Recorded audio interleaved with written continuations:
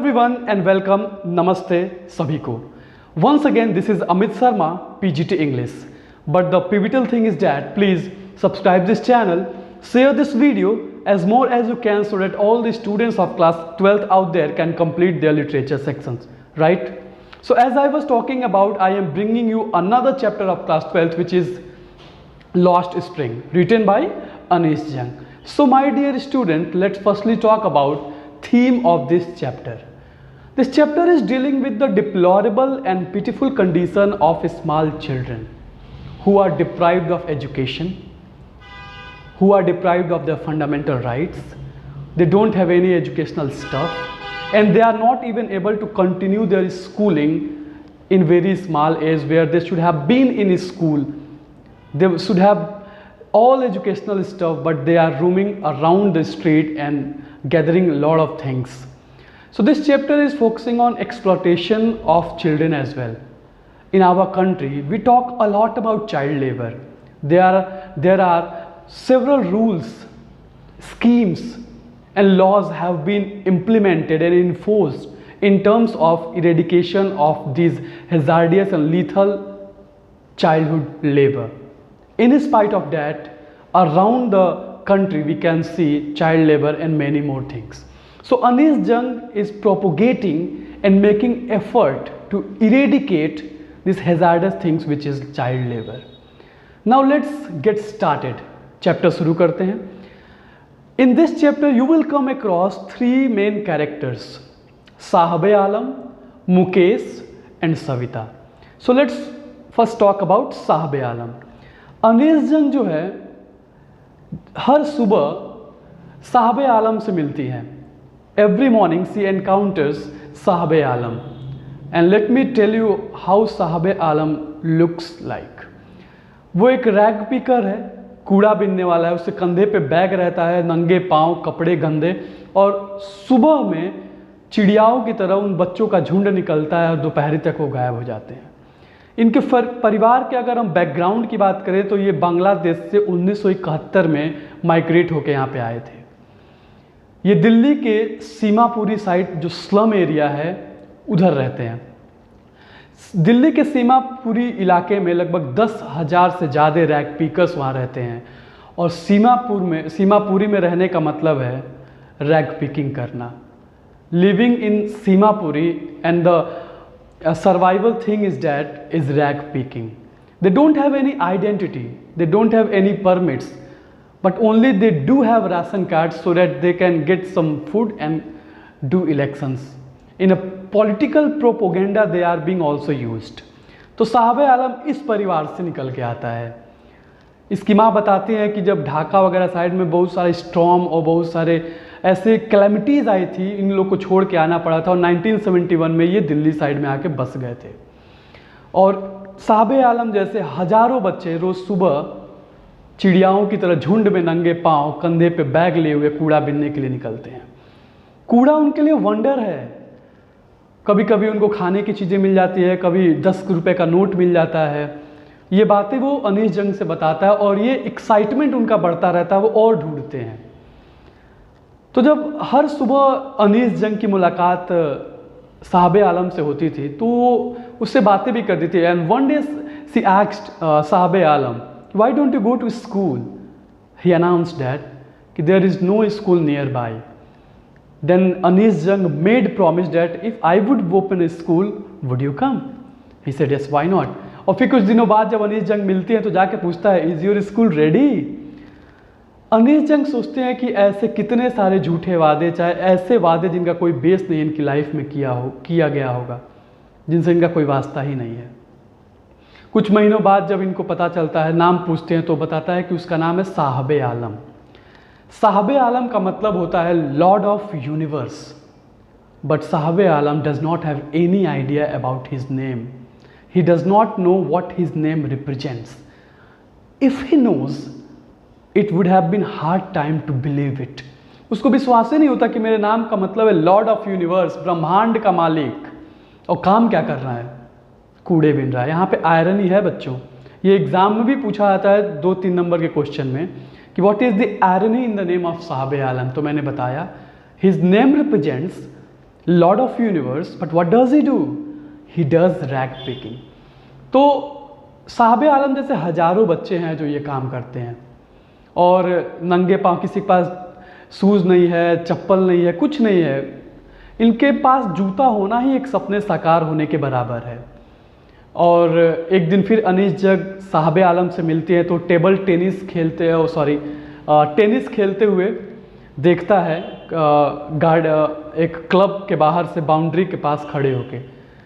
उस tennis game जो है साहब आलम से कोसों दूर है। He is not able to reach there and he is not able to play that game, but he is content and feeling comfort to watch that game from the fence of that club, right. तो पूछते हैं वो भी एक tennis वाला ही shoes पहना हुआ है, लेकिन उस शूज को किसी अमीर बच्चे ने डिस्कार्ड कर दिया है just because of a single whole.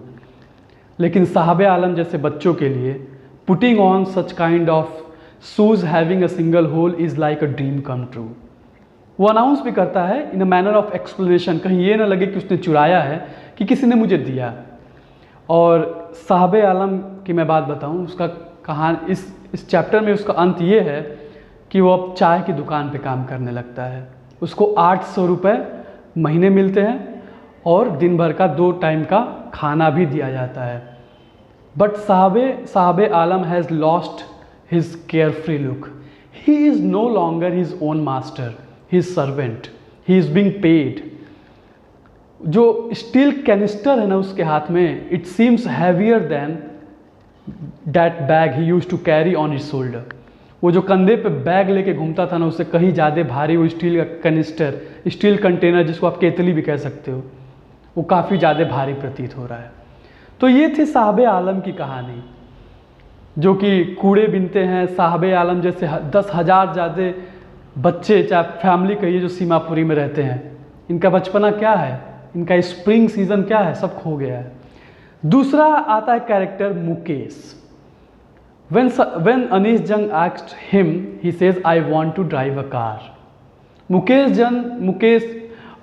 Mukesh belong करता है फिरोजाबाद से। फिरोजाबाद चूड़ियाँ बनाने के लिए फेमस है। मतलब आप ये समझ लो, जो फिरोजाबाद के ऑलमोस्ट सारे मिडिल क्लास जो फैमिली मेम्बर्स हैं, वो चूड़ियाँ बनाने में ही इंगेज हैं। But Mukesh has different aspiration, but Mukesh has different dreams. He does not want to join his family business. He wants to break the chain. He wants to break whatever has been written in destiny by God. He wants to break it. He says he would learn it. He would go to the garage, although that garage is very far away, but he would go and learn. अब फिरोजाबाद की कहानी क्या है? उन लोगों का घर टीने का है, मिट्टी का दीवार है, टीने का छत है, वुबली कंडीशन है। मुकेश के घर में मुकेश है, उसका बड़ा भाई है, मुकेश के पिताजी भी हैं, और मुकेश के बड़े भाई की पत्नी, छोटी उम्र में उस लड़की का शादी हो जाता है। धुआं निकल रहा है उसमें, वो बहू का चार्ज उसको ऑलरेडी मिल गया है, चूल्हे से धुआं निकल रहा है, वो उसमें खाने बनाए जा रही है, मुस्कुराए जा रही है। बड़े लोग जब आते हैं तो पर्दे में छिप जा रही है एज कस्टम डिमांड्स। फिरोजाबाद में मुकेश जैसे 20,000 बच्चे, बड़ा फैक्ट्री में बड़ी ही गर्म भट्ठी के पास अंधेरे में चूड़ियाँ बनाने का काम करते हैं। और यही वजह है कि जब वो एडल्ट होते हैं, बड़े होते हैं थोड़े, तो उनकी आँख की रोशनी ख़त्म हो जाती है। यदि कानून को या लॉ को सही तरीके से इम्प्लीमेंट करा जाए तो 20,000 बच्चों को उस गर्म भट्ठी की मौत से बचाया जा सकता है। तो फिरोजाबाद में भी आप देखो चाइल्ड लेबर है, लेकिन मुकेश ये नहीं ज्वाइन करना चाहता है। Mukesh does not want to join his family business, he just wants to become a motor mechanic. He will learn, he will drive a car, he has different aspiration. So overall you can say that he is far away, far different from all his family members, right? तीसरा character है फिरोजाबाद की है, सविता नाम है। वो एक बूढ़ी औरत के बगल में बैठ के वो चूड़ियाँ बना रही है, पिंक फ्रॉक पहने जिसका रंग उड़ गया है, उसका हाथ मैकेनिकली घूम रहा है, सोल्डरिंग कर रही है, वो ग्लास बना रही है, चूड़ियाँ बना रही है। But you know what, my dear students, she does not know the sanctity of that bangles.